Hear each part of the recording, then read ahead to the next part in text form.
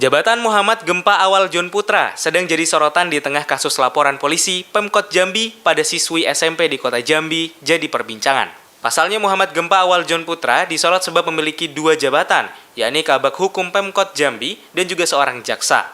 Atas hal itu, pihak Kejati melakukan konferensi pers terkait polemik ini. Kejati Jambi mengklarifikasi terkait jabatan jaksa Muhammad Gempa sebagai Kabag Hukum Pemkot Jambi. Pihaknya menerangkan bahwa Muhammad Gempa Awal John Putra telah dicopot dari kejaksaan. Asintel Kejati Jambi, Nopi Tesholt menyebut bahwa Gempa telah bertugas sebagai Kabag Hukum Pemkot Jambi sejak Februari lalu.